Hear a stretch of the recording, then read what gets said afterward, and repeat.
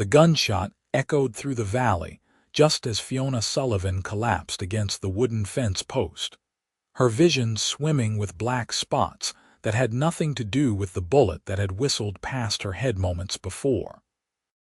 Her stomach cramped violently, reminding her that she had not eaten anything substantial in 2 full days, and the world tilted dangerously as she tried to stay upright. The outlaws who had been chasing her thundered past on their horses, apparently convinced their shot had found its mark when she went down, and she pressed herself into the tall grass behind the fence, praying they would not circle back to confirm the kill. Valentine, Nebraska, in the summer of 1882, was a rough town on the edge of civilization, where cattle drives met railroad ambitions and men carved out existence from stubborn earth and endless prairie. Fiona had arrived here 3 days ago with nothing but the clothes on her back and a desperate hope that her uncle's ranch would provide sanctuary from the life she had fled in Kansas City. What she had not counted on was arriving to find the ranch abandoned, the house burned to its foundation, and no sign of Uncle Patrick anywhere. The neighbors, what few there were in this scattered corner of the sandhills, had looked at her with suspicion and offered nothing when she asked about him. One woman had actually shut the door in her face. She had spent her first night in the remains of the barn, huddled in a corner with mice scurrying around her, too exhausted and heartbroken to care. The second day she had walked into Valentine proper, hoping to find work, any work, that might earn her a meal and a place to sleep. But a young woman alone, with no references and no family to vouch for her, found few opportunities in a town where respectable women were scarce and assumptions ran quick. The saloon owner had looked at her in a way that made her skin crawl, and she had turned away from his offer before he could even finish making it.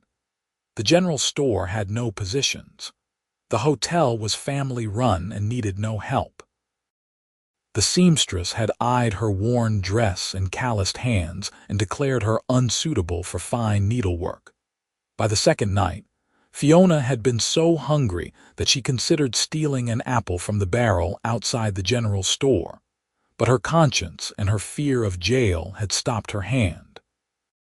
She had instead drunk water from the public pump until her stomach sloshed, hoping to trick her body into feeling full. It had not worked. This morning she had been walking along the road leading out of town, not sure where she was going, only knowing she could not stay still or she might lie down and never get up again. That was when she had seen the riders, and something about the way they had looked at her, something predatory and calculating, had sent her running without thought or plan. Now, lying in the grass with her heart hammering and her empty stomach churning, Fiona wondered if she had finally reached the end of her options. The sun beat down mercilessly on the back of her neck, and sweat trickled down her spine despite the fact that she felt cold all over. She needed food. She needed water. She needed help. But pride and fear kept her frozen in place, listening to the thunder of hoofbeats fade into the distance. "Miss, you can come out now. They are gone." The voice startled her so badly that she jerked upright, immediately regretting the sudden movement as her vision went dark around the edges. When her eyes focused again, she found herself looking up at a man on horseback, his figure backlit by the late afternoon sun. He sat easy in the saddle, one hand resting on his thigh, the other holding the reins of a fine buckskin horse. As he shifted, the light caught his face, and Fiona saw a man perhaps 25 years old, with sun-darkened skin and dark hair that needed cutting. His eyes, startlingly blue against his tanned face, looked at her with concern rather than the suspicion or speculation she had grown accustomed to. "I am fine," Fiona said automatically, trying to stand and failing as her legs refused to cooperate. She caught herself on the fence post, breathing hard, cursing her weakness. The man dismounted in one fluid motion and approached her slowly, hands visible and non-threatening. "Madam, no disrespect intended, but you do not look fine. You look like you are about to faint. When did you last eat?" Fiona opened her mouth to lie, to claim she had eaten that morning, but something about his direct gaze and genuine concern made the truth spill out instead. 2 days ago. A biscuit. Someone left it on a table outside the boarding house and I took it when they were not looking. She felt her face flush with shame at the admission. The cowboy's expression shifted, something fierce and protective flashing across his features before settling into determination. "My name is Zachary Stone. My family runs a cattle ranch about 3 miles north of here. We are about to sit down to supper and we always make too much. You will come and eat." "I cannot," Fiona said, even as her stomach growled loudly at the mere mention of food. "I do not know you. I have no way to repay you. Did I ask for repayment?" Zachary's voice was gentle but firm. "Miss, I was raised to help people in need, and you are clearly in need. Those men who were chasing you, they ride for Cyrus Maddox, and they are not good people. If they think you are dead, all the better, but you need to be somewhere safe when they realize their mistake. My family's ranch is defensible, well-staffed, and my mother would tan my hide if she knew I left a lady in distress on the side of the road." Fiona wanted to argue, but another wave of dizziness washed over her, and she had to close her eyes against it. When she opened them again, Zachary was right beside her, his hand under her elbow, supporting her weight. "What is your name?" he asked quietly. "Fiona Sullivan." "Well, Miss Sullivan, I am going to help you onto my horse, and we are going to ride to my home, and you are going to eat until you cannot eat any more. Then we will figure out the rest. Does that sound acceptable?" It should not have sounded acceptable. Every rule of propriety and self-preservation said she should refuse, should maintain her independence, should not trust a strange man no matter how kind his eyes seemed. But Fiona was tired, hungry, scared, and completely out of options. So she nodded and let Zachary lift her onto his horse with surprising gentleness and then swing up behind her. His arm came around her waist, holding her steady, and she was too exhausted to feel embarrassed about the intimacy of the position. "Just hold on," he said. "We will be there soon." The ride passed in a blur of prairie grass and endless sky. Fiona tried to stay alert, to memorize the route in case she needed to leave quickly, but her head kept drooping forward, and only Zachary's steady arm kept her in the saddle. She caught impressions of a well-maintained fence line, cattle grazing in the distance, a creek lined with cottonwood trees. Then buildings came into view. A large barn, several outbuildings, corrals, and a ranch house that looked solid and prosperous, built of good lumber with a wide porch and curtains visible in the windows. As they rode into the yard, a woman emerged from the house, wiping her hands on her apron. She was perhaps 50, with graying brown hair pulled back in a practical bun, and the kind of weathered face that spoke of years in the sun and wind. Her eyes went wide as she took in Fiona's bedraggled appearance. "Zachary, what on earth?" "Ma, this is Miss Fiona Sullivan. She has not eaten in 2 days and she needs help. I told her she could join us for supper." The woman, who Fiona assumed was Mrs. Stone, did not hesitate.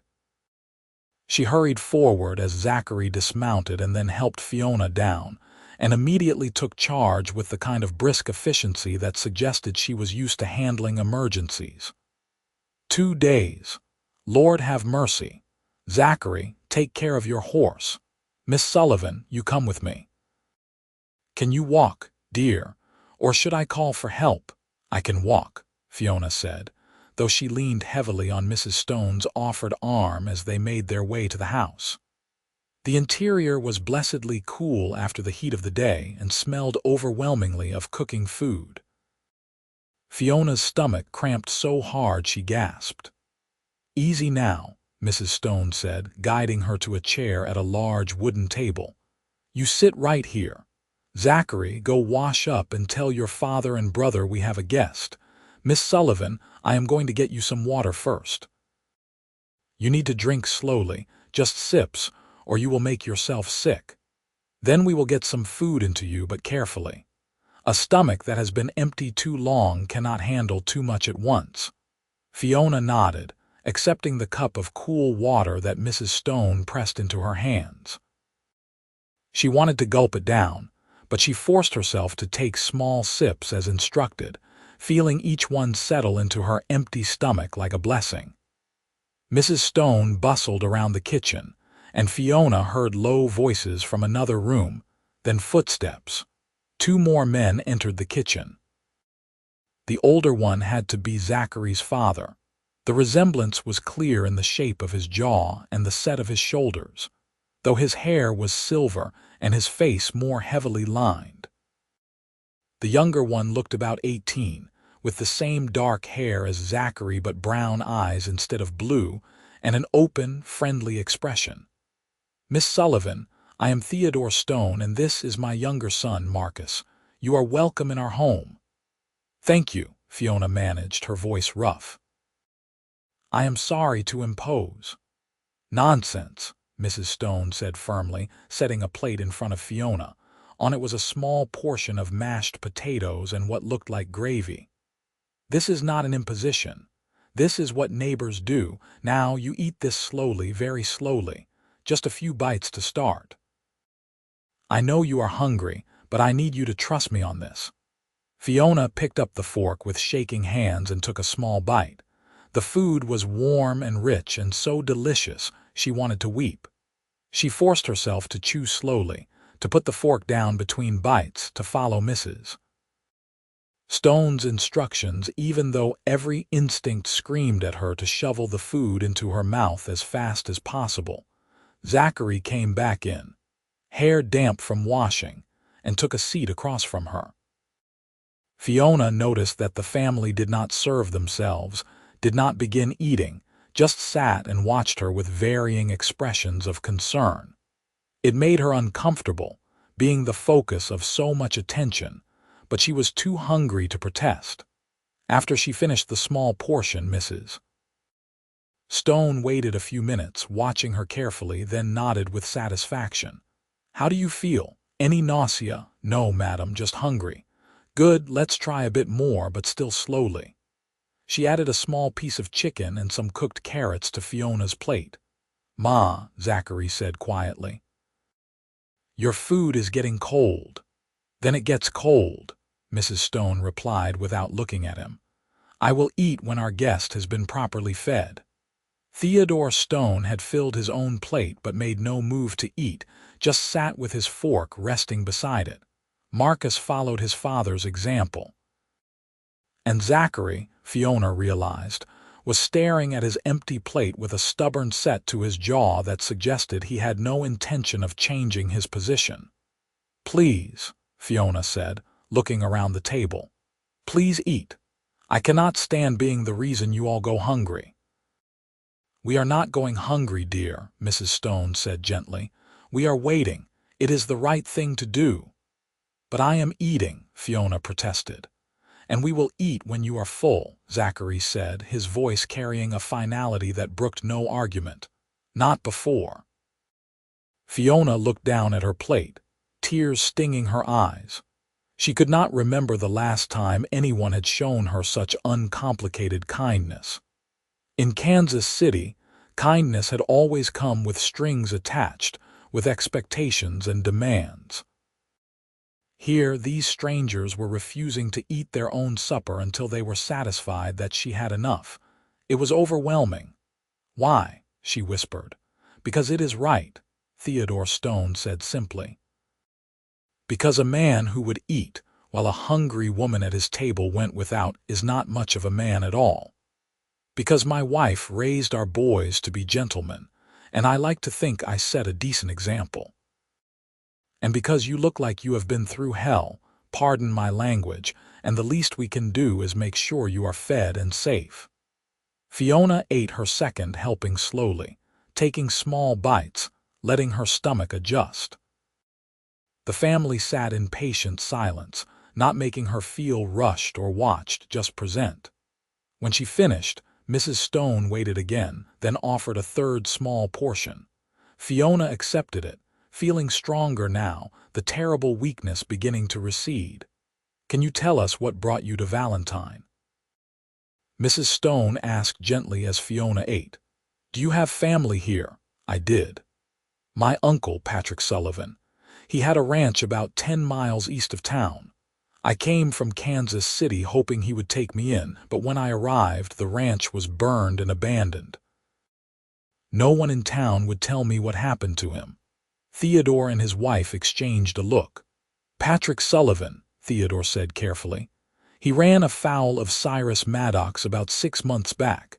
Maddox wanted his land, particularly his water rights. Patrick refused to sell. There was a fire. Patrick barely escaped with his life. Last I heard, he had gone to live with his daughter in Colorado." "He does not have a daughter," Fiona said, confused. "I am his only niece, and his wife and son both died years ago." Another exchange of looks.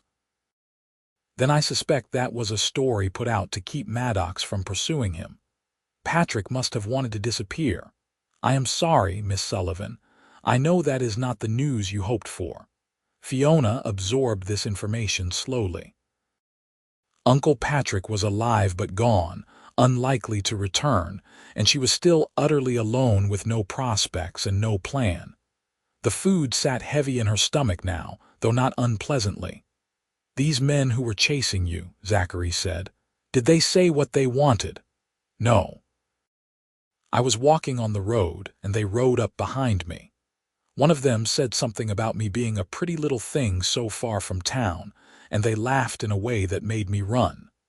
Then they chased me, and one of them shot at me, and I fell, and they rode on."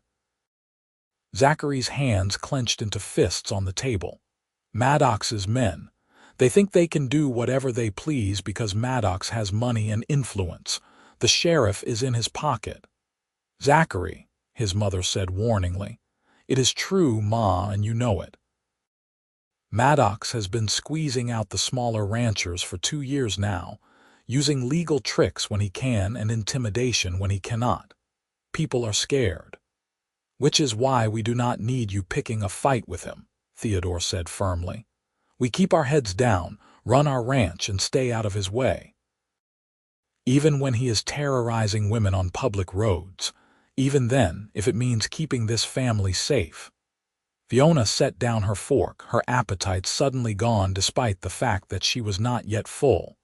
"I should leave. I do not want to bring trouble to your door." "You will do no such thing, Mrs. Stone said immediately. "You are in no condition to go anywhere, and you have nowhere to go. You will stay here tonight at minimum in a proper bed, and we will figure things out in the morning. I have no money to pay you. Did we ask for money, Mrs. Stone's voice was kind but brooked no argument. "You will stay. That is settled. Now, are you still hungry, or has your stomach had enough for now?" Fiona assessed herself honestly.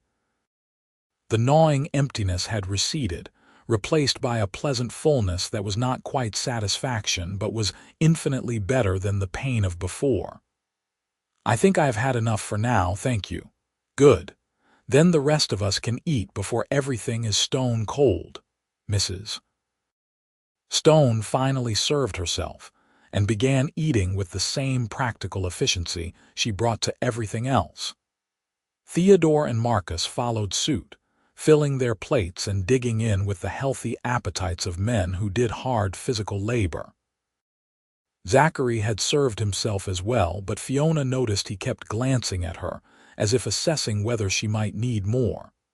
She felt strange under his attention, not uncomfortable exactly, but hyper-aware. He had kind eyes, she thought, and strong hands. She caught herself staring at those hands as he cut his chicken and forced herself to look away, feeling heat rise to her cheeks. "Miss Sullivan," Marcus said around a mouthful of potatoes, earning a reproving look from his mother. He swallowed hastily. Sorry. Miss Sullivan, are you staying in Valentine permanent-like, or were you just passing through to your uncle's place? I had hoped to stay.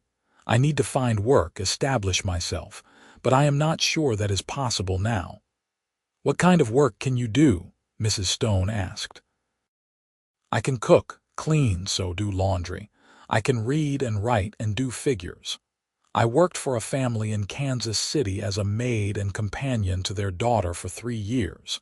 Before that, I helped my mother run a boarding house until she died. Why did you leave Kansas City? Fiona hesitated. She did not want to lie to these people who had been so kind, but the whole truth was ugly and complicated. The family I worked for expected me to marry their son. He was not a good man. I refused. They made it clear I was no longer welcome in their home and would not provide references. Without references, I could not find other work. My mother's boarding house had been sold after her death to pay debts. I had nowhere else to go except to Uncle Patrick. It was a simplified version of events that left out Thomas Whitmore's wandering hands and alcohol-fueled rages, his parents' willful blindness to his nature, the night he had cornered her in the pantry, and she had been forced to hit him with a lamp to escape. It left out the threats his father had made when she refused to reconsider the marriage proposal, the whisper campaign that had destroyed her reputation, the landlady who had evicted her when the rent came due, and she had no wages to pay it. But it was enough truth to explain her situation without reliving the worst of it. Mrs. Stone reached across the table and patted Fiona's hand. You poor dear. Well, you are here now and we will help you find your feet.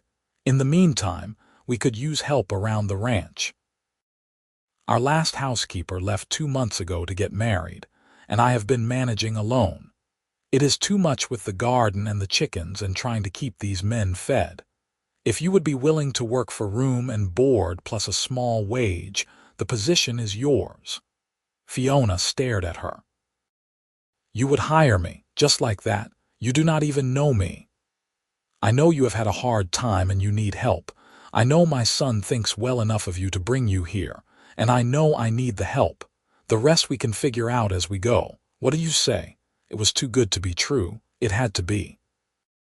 Nothing in Fiona's recent experience had prepared her for such straightforward generosity. She waited for the catch, the condition, the demand that would make the offer sour. When none came, she found herself nodding, tears threatening again.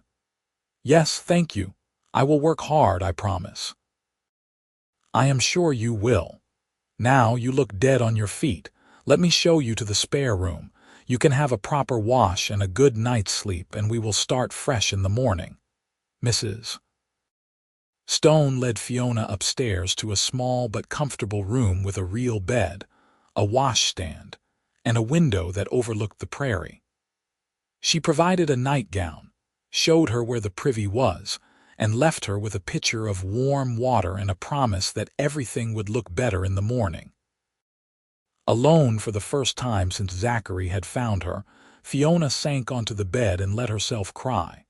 Not from sadness, though there was certainly sadness mixed in, but from sheer, overwhelming relief. She was safe. She was fed. She had a roof over her head and the promise of work. It was more than she had dared hope for when she woke up that morning. She washed as best she could with the water and cloth provided, marveling at the simple luxury of being clean. The nightgown Mrs. Stone had given her was soft and worn, comfortable in the way of well-loved things. The bed was a revelation after 2 nights on hard ground.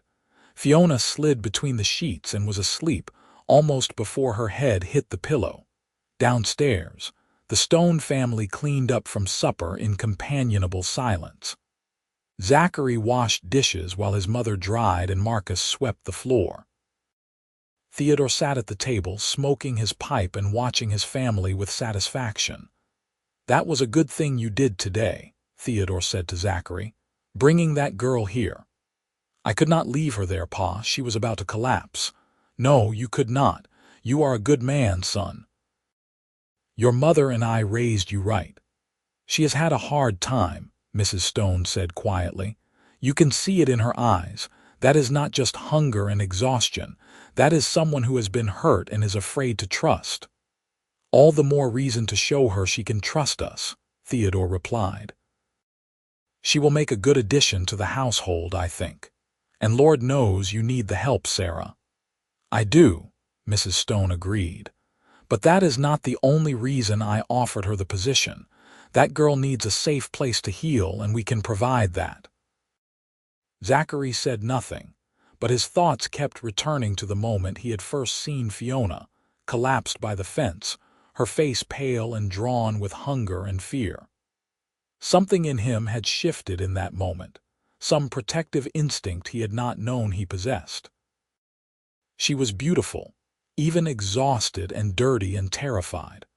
Dark hair that probably shone in the sunlight when it was clean, gray-green eyes that held both strength and vulnerability, a straight spine despite everything life had thrown at her. He had wanted to sweep her onto his horse and carry her somewhere safe, to put himself between her and anything that might hurt her. The feeling was irrational and far too intense for someone he had just met, but it was there nonetheless, a certainty settling into his bones. She is pretty, Marcus said, grinning at his brother. I saw you looking at her. Marcus, their mother said reprovingly, what she is. And Zachary has not courted anyone seriously since Anna Miller married that banker from Omaha. That was 2 years ago and is none of your business, Zachary said, flicking water at his brother. Boys, Theodore said mildly, leave off. Miss Sullivan is our employee and a guest under our roof. She will be treated with respect. Yes, sir, both sons chorused. But later, lying in his own bed and staring at the ceiling, Zachary could not stop thinking about Fiona Sullivan, about her quiet dignity despite her circumstances, about the way she had forced herself to eat slowly even though she was starving, about the tears in her eyes when his family had refused to eat until she was fed. He wanted to know her story, all of it, not just the sanitized version she had shared at dinner. He wanted to see her smile, to hear her laugh, to know what she looked like when she was happy and safe and well-fed. He wanted, he realized, to be the one who made her happy and safe. The thought should have alarmed him. Instead, it settled into his chest like a warmth, and he fell asleep with her face in his mind. Fiona woke to sunlight streaming through the window and the smell of coffee and bacon drifting up from downstairs. For a moment she was disoriented, unable to place where she was, then memory returned and with it a flood of relief. She was at the Stone Ranch. She was safe. She had a job. She dressed quickly in her same worn dress, wishing desperately that she had another, cleaner option. Perhaps with her wages she could buy fabric and make something new. Or perhaps Mrs. Stone had something she could borrow. The thought of asking felt uncomfortable, but practicality won out over pride. Downstairs, she found Mrs. Stone already busy in the kitchen, pulling biscuits from the oven. The older woman smiled when she saw Fiona. Good morning, dear. Did you sleep well? Better than I have in weeks, thank you. Can I help with breakfast? You certainly can. There is a clean apron hanging by the door. The men will be in from morning chores soon and they will be hungry. Can you scramble eggs? Yes, madam. Working in the kitchen felt natural and right. Fiona had spent years helping her mother cook for the boarding house residents, and the rhythms of meal preparation were deeply familiar. She scrambled 24 eggs while Mrs. Stone fried bacon and made gravy. By the time the men trooped in, boots stomping on the porch, the table was laden with food. Theodore and Marcus greeted her pleasantly and dug into breakfast with enthusiasm. Zachary came in last, hair wet from washing at the pump, and stopped short when he saw her at the stove. Good morning, Miss Sullivan. "Good morning, Mr. Stone." It seemed strange to be formal with someone who had held her in his arms during the ride yesterday, but she did not know what else to call him. "Zachary, please, we are not fancy people." "Then you must call me Fiona." He smiled, and it transformed his whole face, making him look younger and softer. "Fiona it is." They ate together, the family including Fiona naturally in their conversation about the day's work. There was fence to be mended in the north pasture, cattle to be moved, hay to be cut. Mrs. Stone outlined what needed to be done around the house. Laundry, weeding the garden, preserving berries that were coming ripe. "Fiona, I know I offered you room and board plus wages," Mrs. Stone said as they cleared the breakfast dishes. "I should have asked what you consider fair compensation." "Whatever you think is right, Mrs. Stone. You have already been more generous than I had any right to expect." "Sarah, please. And I think $5 a month to start, plus room and board, and we can revisit after a trial period of 3 months. Does that seem reasonable?" It was more than Fiona had earned in Kansas City, and there she had paid for her own room. "That is very generous, Sarah. Thank you." The days settled into a routine that was both demanding and deeply satisfying. Fiona rose early to help with breakfast, spent her mornings doing household chores, her afternoons helping Sarah with preserving and sewing, and her evenings cleaning up after supper. The work was hard but honest, and for the first time in longer than she could remember, Fiona felt safe. The Stone family was everything her own had not been. Theodore was gruff but kind, quick to praise good work and slow to anger. Sarah was a wellspring of practical wisdom and maternal warmth. Marcus was cheerful and teasing, treating Fiona like an older sister within days of her arrival. And Zachary was kind and respectful, and made her heart do strange things whenever he smiled at her. She tried not to notice how his shirt stretched across his shoulders, or the way his eyes crinkled at the corners when he laughed, or how his hands were somehow both rough from work and gentle when he helped her carry heavy buckets of water. She told herself it was foolish to develop feelings for her employer's son, that she was here to work and rebuild her life, not to moon over a man like some silly girl. But her heart did not listen to reason. It sped up when he entered the room. It warmed when he spoke her name. It ached when he rode out for the day and sang when he returned safely. 3 weeks after her arrival, Fiona was in the garden picking beans when Zachary came to find her. He had been working on the fence all morning, and dirt smudged his face and hands. "Fiona, can I talk to you for a minute?" She straightened, shading her eyes against the sun. "Of course. What is it?" "Marcus and I are driving a herd into Valentine tomorrow to sell. Pa thinks you should come with us, buy some things you need. New dresses, maybe, personal items. You have been working hard and you have wages coming." The thought of going into town made her nervous. What if those men see me? "Maddox's men, we will be with you. And they think you are dead, remember? They have no reason to look twice at a woman shopping with her employers." He paused, then added quietly, "I will not let anything happen to you. I promise." The sincerity in his voice made her chest tight. "All right, thank you." The next day dawned clear and hot. They set out early, Zachary and Marcus driving the cattle while Fiona rode in the wagon Theodore had insisted they take for her purchases. The journey took most of the morning, and by the time Valentine came into view, Fiona's nervousness had ratcheted up considerably. But Zachary stayed close, and Marcus was cheerful and distracting, and no one paid her particular attention as they conducted their business. The cattle were sold to the stockyard. Zachary collected the payment and handed Fiona a portion. "Your first month's wages, plus a little extra Ma said you should have for necessities." Fiona stared at the money in her palm.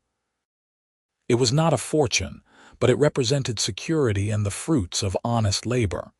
Thank you. Thank Marcus and me for not eating you out of house and home, Zachary said with a grin. You have made Ma's life so much easier. This is earned, not charity.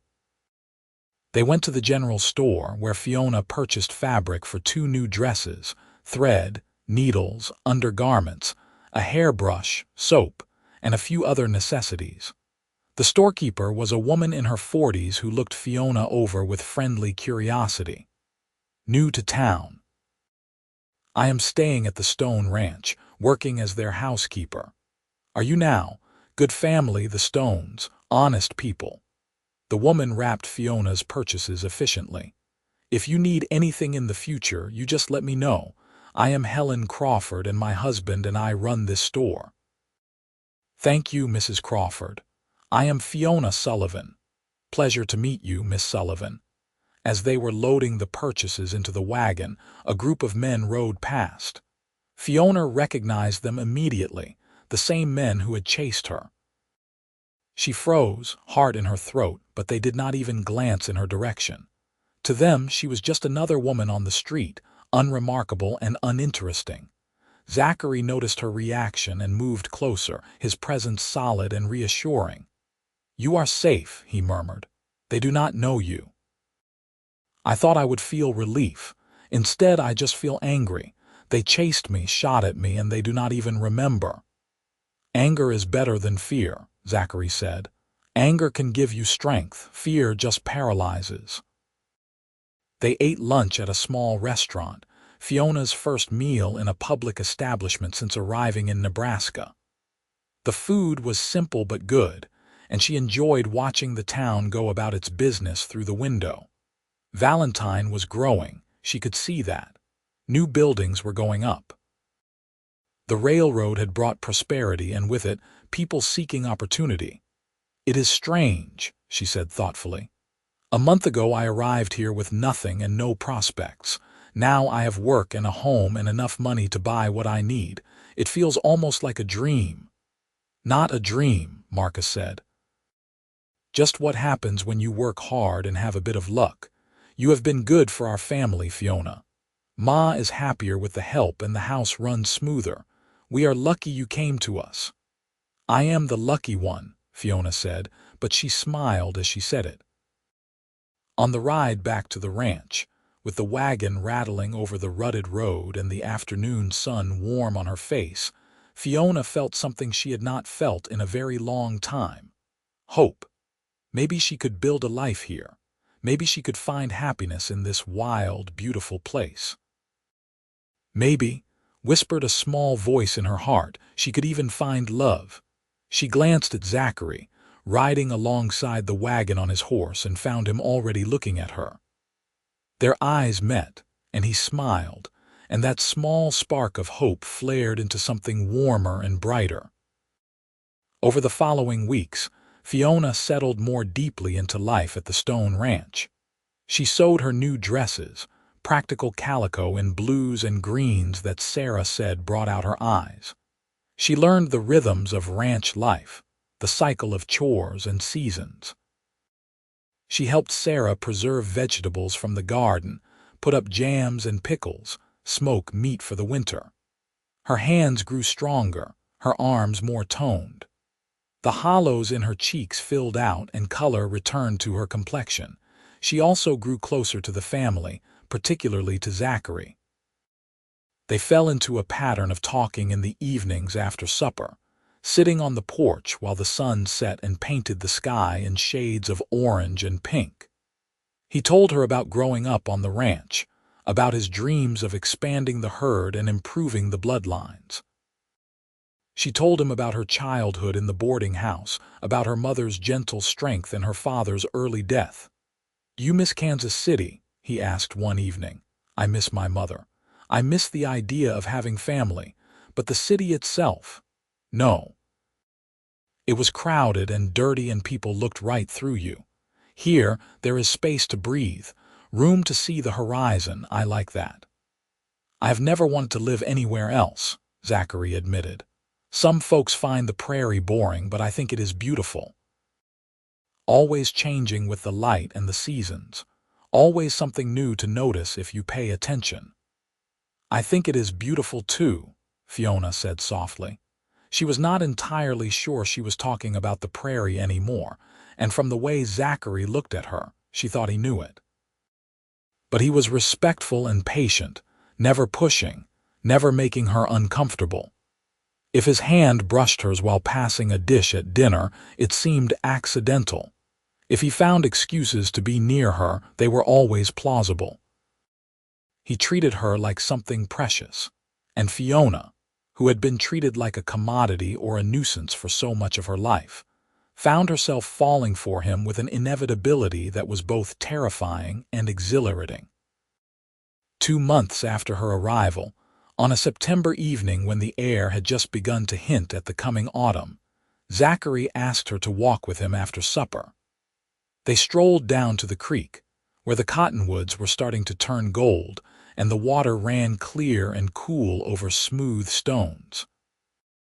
"Fiona, I need to talk to you about something," Zachary said, and his nervousness made her nervous. "All right. I know you have not been here very long. I know you came here to work and build a stable life, not to be courted by the son of your employer. But I cannot keep pretending I do not have feelings for you. You are in my thoughts from the moment I wake until the moment I sleep. I find excuses to be near you. I listen for your voice and your laughter. I have tried to be respectful, to give you time and space, but I think I will go mad if I do not at least tell you how I feel and ask if there is any chance you might feel the same." Fiona's heart was beating so hard she could hear it in her ears. "Zachary, I do feel the same. I have tried not to because I did not want to presume or make things complicated, but I care for you very much." His face lit up with joy. "You do, truly, truly. You are kind and good and honorable. You make me feel safe. You make me laugh. You make me hope for things I thought I could never have." "What things?" "A home, a family, love." She said the last word barely above a whisper, but he heard it. "I can give you those things," Zachary said, stepping closer. "I want to give you those things. I know it is fast. I know we should probably court for months or years to be proper, but Fiona, I am certain. I have never been more certain of anything. I love you. I want to marry you, build a life with you, have children with you, grow old with you. If you need time to be sure, I will wait. But I need you to know my intentions are serious and my feelings are real." Fiona reached for his hands, twining their fingers together. "I do not need time, I am sure. I love you too, Zachary Stone. Nothing would make me happier than to be your wife." He kissed her then, gently at first and then with growing passion, and Fiona kissed him back with all the pent-up emotion of the past 2 months. When they finally pulled apart, both breathing hard, Zachary rested his forehead against hers. "We should tell my parents. Ask for their blessing, though I think Ma has seen this coming for weeks. She keeps making comments about what a good daughter-in-law you would make." Fiona laughed, giddy with happiness. "She has said similar things to me about what a good husband you would be. Sounds like she has been matchmaking. I do not mind." They walked back to the house hand in hand, and Fiona felt like she was floating. This man, this good, honorable man, loved her, wanted to marry her. After everything she had been through, all the hardship and fear and uncertainty, she had found something real and true and worth fighting for. Theodore and Sarah were on the porch when they returned, and one look at their faces told the whole story. Sarah clapped her hands together in delight. "Finally! I was wondering how long you two were going to dance around each other." "Ma," Zachary protested, but he was grinning. "Fiona, welcome to the family," Theodore said, standing to shake her hand formally before pulling her into a brief, warm hug. "Zachary is a good man, and I think you will be very happy together." "I think so too," Fiona said, tears of joy threatening. Marcus whooped from the doorway. "I am going to be an uncle eventually. This is great." They celebrated with pie and coffee, talking late into the night about wedding plans and the future. Zachary and Fiona would live at the ranch, at least initially, in the room that had been Fiona's since her arrival. Eventually, they might build their own house on stone land, but for now, the family arrangement suited everyone. The wedding was planned for early October, before the weather turned cold. It would be a simple affair at the small church in Valentine, with a celebration at the ranch afterward. Fiona had no family to invite, but Sarah's sisters would come, and several of the neighboring ranchers and their families. In the weeks leading up to the wedding, Fiona sewed her wedding dress with Sarah's help. A simple but elegant gown in cream-colored silk that Sarah had been saving for years. She had intended it for a daughter she never had, and giving it to Fiona felt right and good. "You are like a daughter to me already," Sarah said as they fitted the dress.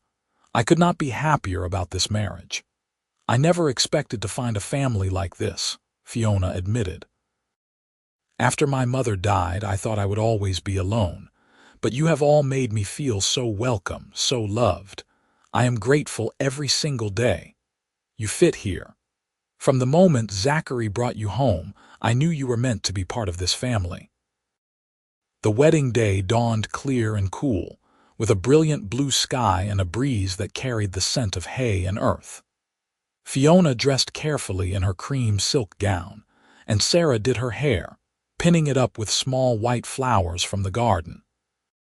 When Fiona looked at herself in the mirror, she barely recognized the healthy, happy woman looking back.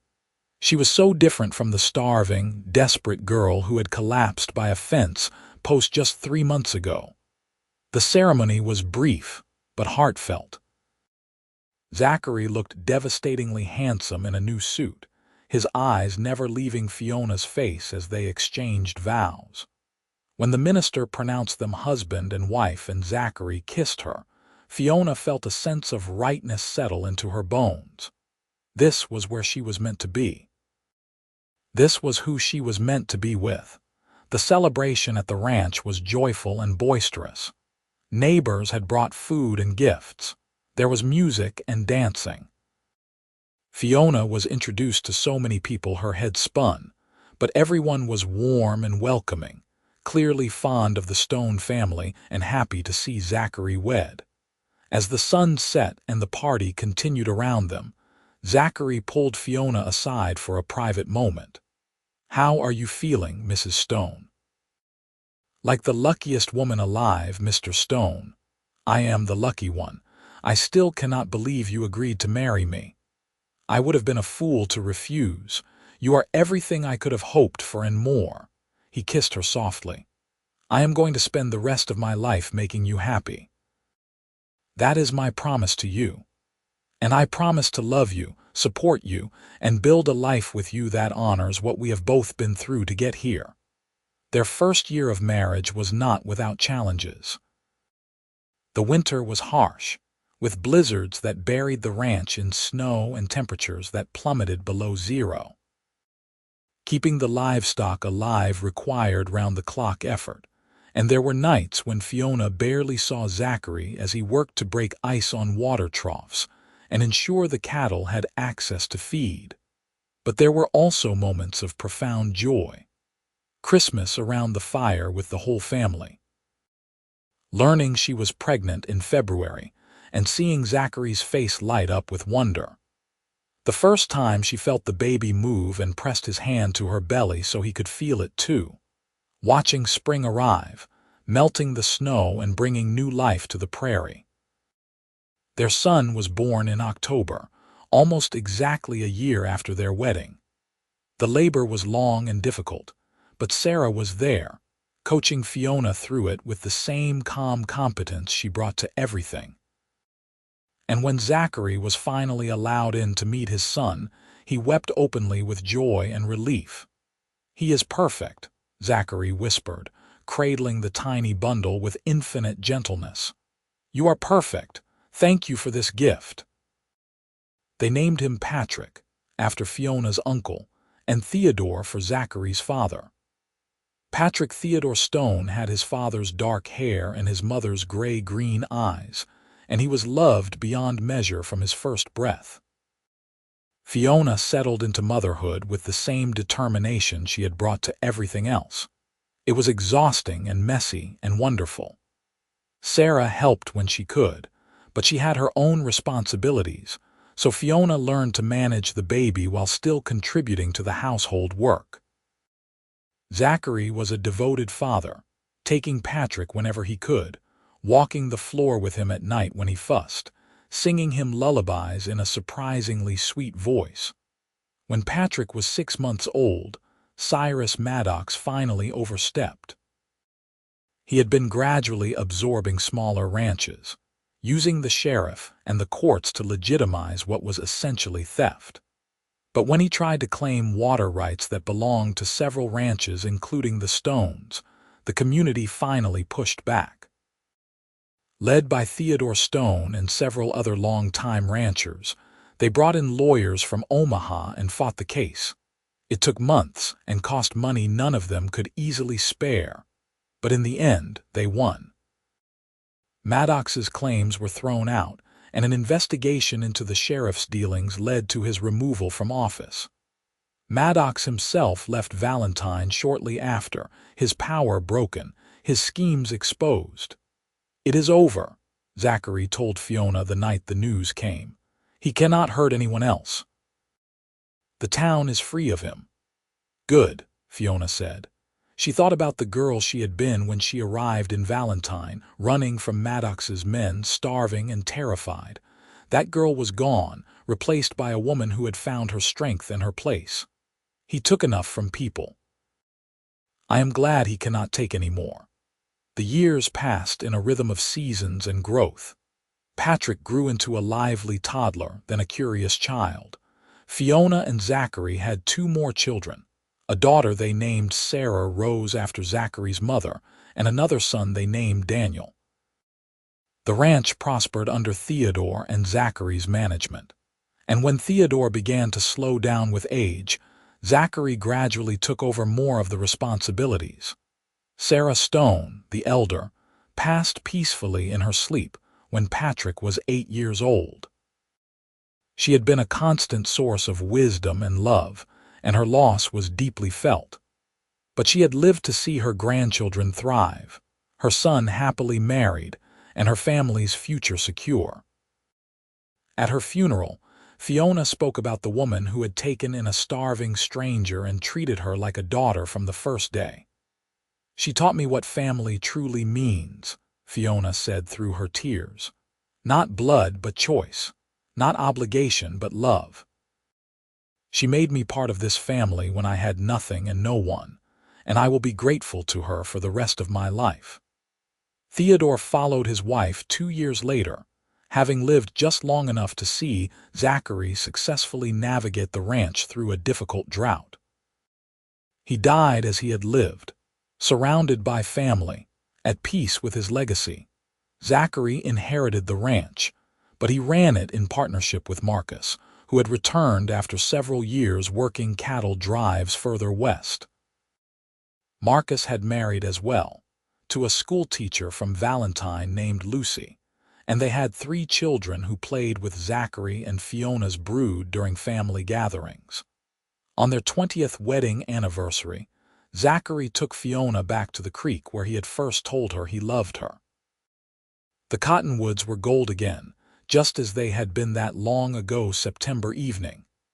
"Do you remember the first time I brought you here?" he asked, holding her hand. "Of course. You told me you loved me and asked me to marry you. I thought my heart would burst from happiness. I meant every word I said that night, and I have tried, every day since, to be the husband you deserve. You have been everything I could have hoped for and more. You saved my life, Zachary, not just by feeding me that first day, but by showing me what love could be. Real love, not the twisted version I had seen before. You have given me a home, a family, children, a purpose. You have given me everything." "We have given each other everything," Zachary corrected gently. "I was just a cowboy running his family's ranch before you came into my life." You made me want to be better, do more, build something lasting. Every good thing in my life traces back to the day I found you by that fence." Fiona leaned into him, and they stood together in the golden light, watching the water flow and the leaves drift down. 20 years of marriage, of partnership, of love. 3 children who were growing into fine young people. A ranch that thrived. A community that respected them. It was more than Fiona had ever dreamed possible when she was that desperate girl fleeing Kansas City with nothing but hope. "I love you," she said simply. "I love you too. Always have, always will." Patrick, now a young man of 19, had begun courting a girl from a neighboring ranch. Sarah Rose, at 17, was helping Lucy teach at the Valentine School and had ambitions to become a teacher herself. Daniel, at 15, showed signs of being an even better cattleman than his father. The next generation was finding their own paths, building their own dreams. Fiona and Zachary watched their children grow with pride and occasional bittersweet awareness of passing time. But they had built something strong and lasting, a family rooted in love and respect. The ranch would continue, the land would endure, and the story of how a starving woman and a compassionate cowboy found each other would be told to grandchildren and great-grandchildren in the years to come. On a warm summer evening when Fiona was 52 and Zachary 55, they sat on the porch watching the sunset paint the sky. Patrick and his wife were expecting their first child, making Fiona and Zachary grandparents. Sarah Rose had gotten engaged to a young lawyer from Omaha. Daniel was courting seriously for the first time. The ranch was prosperous and well managed. Life was good. "You ever think about how different things might have been?" Fiona asked. "If you had not found me that day, if your family had not taken me in?" "I try not to," Zachary admitted. "It is too terrible to contemplate. You might have died, or fallen into the hands of bad people, or left Valentine and I would never have known you. I think about it sometimes, not to dwell on the darkness but to appreciate the light. I was at my absolute lowest point, and that is when you appeared, like an answer to a prayer I had not even known to pray. Ma always said God works in mysterious ways. Maybe that was one of them. Your mother was a wise woman. She knew you were special from the start. She told me once that she had prayed for years for me to find the right woman, and when I brought you home, she knew her prayers had been answered." Fiona smiled, remembering Sarah's kindness, her patience, her unconditional acceptance. "I miss her. I do too. But she is here in her grandchildren, in the values she instilled in us, in the legacy of love she left behind." They sat in comfortable silence, hands linked, watching the stars emerge one by one in the darkening sky. The prairie stretched out endlessly around them, beautiful and wild and home. Somewhere in the distance, cattle lowed. A coyote called. The wind whispered through the grass. This was the life they had built together from the foundation of one act of kindness. A cowboy who refused to eat until a starving woman was fed. That moment of compassion had blossomed into love, and love had created family, and family had built a legacy that would endure long after they were gone. "I would do it all again," Zachary said quietly. "Every hardship, every struggle, every difficult moment. I would do it all again for the privilege of loving you. And I would starve for 2 days all over again if it meant finding my way to you," Fiona replied. They went inside together as the night settled over the ranch, the house warm and welcoming, filled with the tangible evidence of the life they had created. Photographs on the walls showed the progression of their family, wedding pictures, baby pictures, holiday gatherings. The furniture bore the marks of children and grandchildren, loved and used and lived with.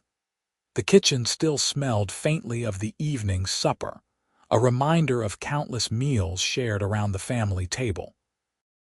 Upstairs, in the room that had first been Fiona's refuge and then their marriage bed, and now the comfortable space of two people who had shared decades together. They prepared for sleep with the ease of long practice. Zachary's touch was as gentle as it had been 20 years ago, his kiss as sweet. Fiona felt the same flutter in her chest that she had felt as a young bride, proof that real love did not fade with time but deepened and matured. "Good night, my love," Zachary whispered. "Good night, my heart," Fiona replied. And as they drifted off to sleep in each other's arms, the ranch settled into its own nighttime rhythms around them. The horses in the barn shifted in their stalls. The chickens roosted in their coop. The cattle bedded down in the fields. The land itself seemed to breathe, alive and enduring, witness to the story that had unfolded upon it. Months turned into years, and the Stone family continued to grow and flourish. Patrick and his wife had 3 children of their own, 2 boys and a girl who brought new energy and laughter to the ranch. Sarah Rose married her lawyer and moved to Omaha, where she opened a school for immigrant children, carrying on the family legacy of helping those in need. Daniel took over more of the day-to-day running of the ranch, working alongside his father with the same partnership that Zachary had shared with Theodore. Marcus and Lucy remained close neighbors and dear friends, their children and grandchildren intertwining with Zachary and Fiona's in a network of love and support. The ranch itself expanded, acquiring additional land from neighbors who were ready to retire and trusted the Stones to be good stewards. Valentine grew from a rough frontier town into a proper community with schools, churches, businesses, and civic organizations. Fiona served on the board of the Ladies' Aid Society, using her own experience of desperate need to advocate for programs to help those less fortunate. She worked tirelessly to establish a fund for widows and orphans, and a small shelter where travelers in need could find a meal and a bed, no questions asked. "You are making a real difference," Zachary told her after a particularly successful fundraising event. "People respect your voice because they know you speak from experience." "I will never forget what it felt like to be hungry and alone and frightened," Fiona said. "If I can spare even one person that experience, it is worth every minute of effort." On their 30th anniversary, surrounded by children and grandchildren and friends, Zachary and Fiona renewed their vows in the same small church where they had first married. Patrick, now a father himself, stood as his father's witness. Sarah Rose came from Omaha with her family. Daniel and his fiancée were there, planning their own wedding for the following spring. Marcus and Lucy and their brood filled an entire pew. Fiona wore a dress the color of prairie sky at sunset, and Zachary wore his best suit. When they joined hands and repeated the vows they had first spoken 3 decades ago, there were few dry eyes in the congregation. The love between them was visible and tangible, a beacon of what marriage could be when built on mutual respect, genuine affection, and unwavering commitment. At the celebration afterward, held at the ranch under a clear autumn sky, their oldest grandson asked Fiona to tell the story of how she and Zachary had met. "Well," Fiona said, gathering the children around her, "it was a very different time than now. The year was 1882, and I was just 21 years old, traveling alone to find my uncle. Things went very wrong, and I found myself hungry, scared, and running from bad men." The children's eyes went wide. Even though they had heard versions of this story before, they never tired of it. "Your grandfather found me collapsed by a fence post. I had not eaten in 2 whole days, and I was so weak I could barely stand. He could have ridden past, could have decided it was not his concern, but instead he put me on his horse and brought me to his family's ranch." "That is so romantic," one of the granddaughters sighed. "It gets better. Zachary interjected, coming to stand beside Fiona's chair. When we got home and Ma served supper, I refused to touch my plate until Fiona's was full. My whole family refused to eat until we knew she had enough. Why? Asked one of the younger grandchildren. Because it was the right thing to do, Fiona explained. Because your grandfather's family understood that when someone is in need, you help them first and worry about yourself second. That one act of kindness changed my entire life. It gave me a home, a family, and the love of my life. And you lived happily ever after, the children chorused, familiar with how the story ended. We did indeed, Zachary confirmed, bending to kiss the top of Fiona's head. And we still are. The years continued their march, gentle but inexorable. Fiona's dark hair turned silver, and Zachary's face gained new lines, but their love remained constant. They watched Daniel marry and start his own family, adding more grandchildren to the growing clan. They celebrated as Sarah Rose published a book about teaching methods that gained national attention. They mourned together when Marcus died suddenly of a heart attack at 62, and supported Lucy through her grief. The ranch remained the heart of everything, the place where family gathered for holidays and celebrations, where grandchildren learned to ride and work cattle, where the rhythms of life and land continued their eternal dance.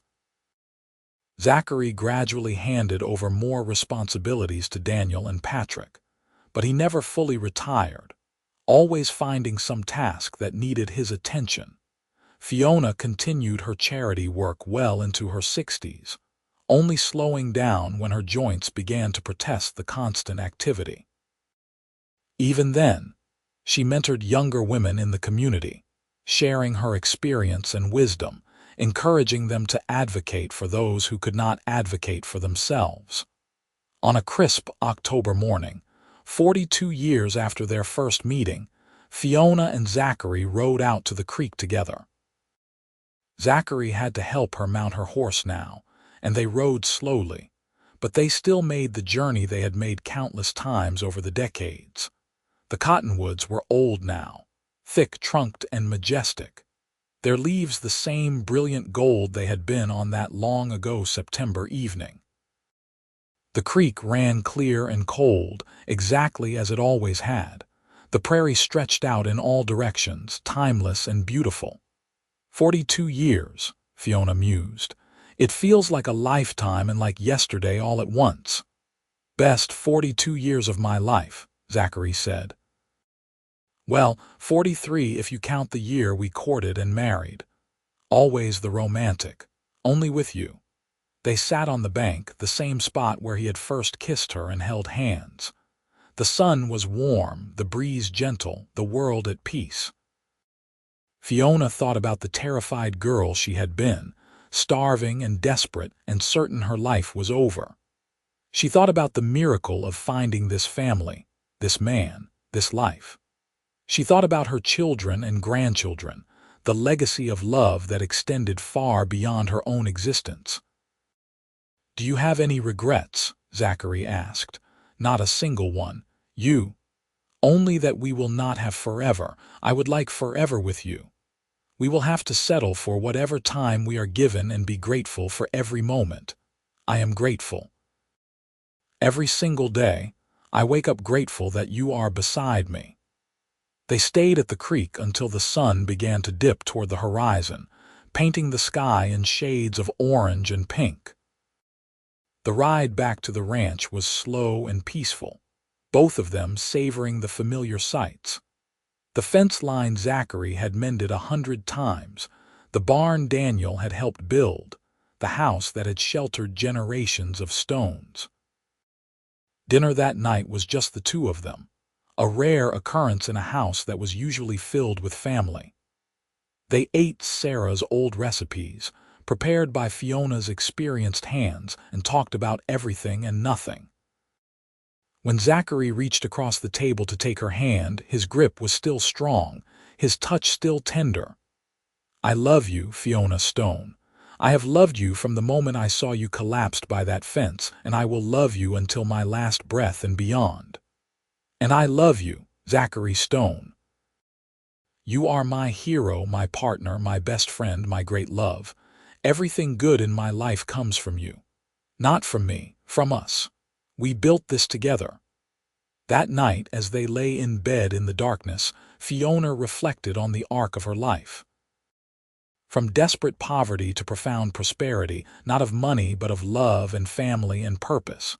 From starvation to abundance. From fear to security. From loneliness to belonging. "Zachary," she whispered. "Yes, my love, thank you for everything. For seeing me when I was invisible. For feeding me when I was starving. For loving me when I felt unlovable. For building this life with me.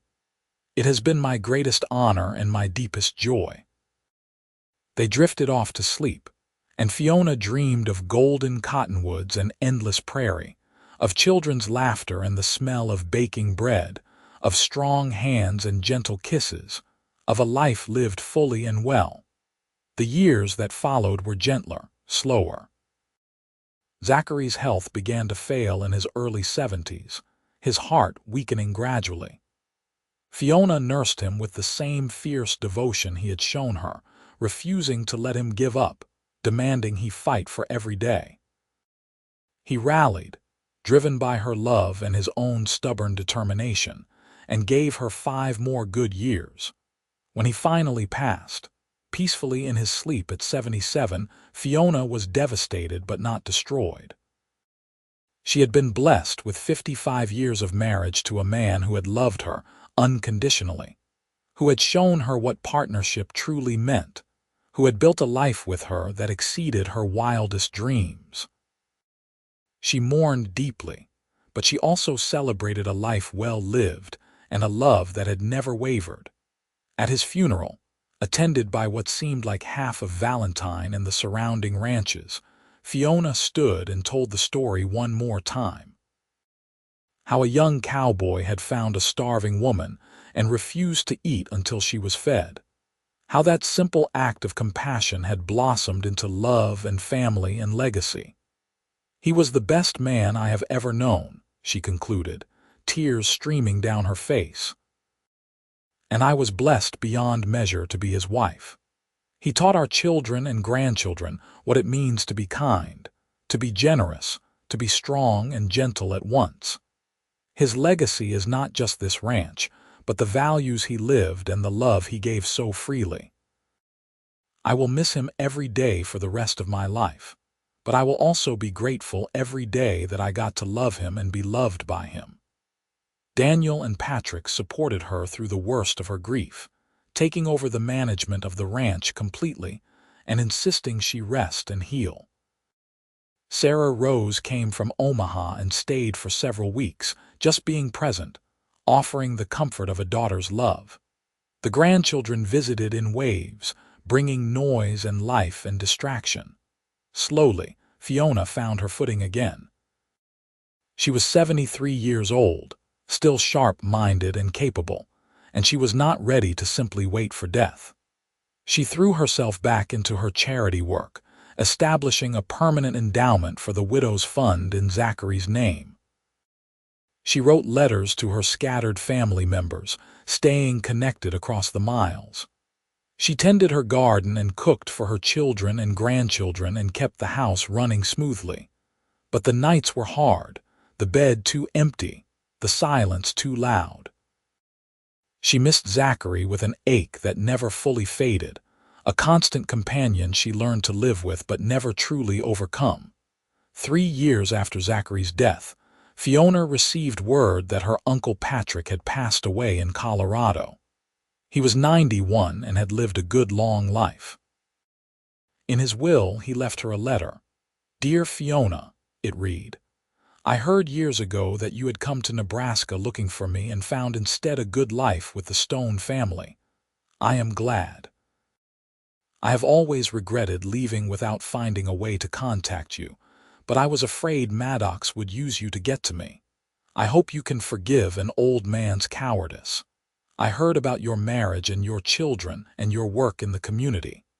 I am so proud of the woman you became. Your mother would be proud too. Know that you were loved, even from a distance, and that I thought of you often. Your uncle, Patrick."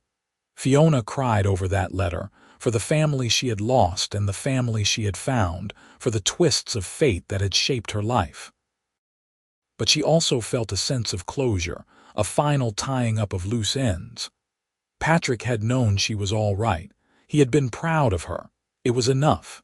As Fiona approached her 80th birthday, her health began to decline. Nothing dramatic, just the slow wearing down of a body that had lived a long and full life. Her children wanted her to move in with one of them, but she stubbornly insisted on staying in the ranch house, in the room she had shared with Zachary. "This is my home," she told Daniel when he pressed the issue. "This is where I belong. When my time comes, I want to be here." Daniel, understanding his mother's need to be surrounded by the memories of the life she had built, hired a woman from town to come stay with Fiona, to help with the things she could no longer manage herself, and to ensure she was never alone if she needed help. On a golden October afternoon, exactly 58 years after the day Zachary had first found her by the fence post, Fiona sat on the porch in her rocking chair and watched the sun set over the prairie. The land was beautiful in the slanting light, gold and amber and endless. She could see cattle grazing in the distance, descendants of the herds Zachary had so carefully built. She could see Daniel's children playing in the yard, the next generation learning the same lessons of land and legacy. She felt tired but content, ready but not afraid. She had lived a good life. She had loved deeply and been loved in return. She had raised children who were good people, who contributed to their community, who would carry on the values she and Zachary had instilled.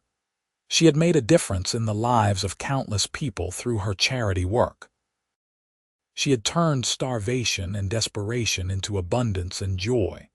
As the sun touched the horizon, Fiona closed her eyes and thought of Zachary. She could almost feel his hand in hers, could almost hear his voice telling her he loved her. "I am coming, my love," she whispered. "Wait for me just a little longer." She drifted off to sleep in her chair, the sunset painting the sky behind her in shades of orange and pink and gold.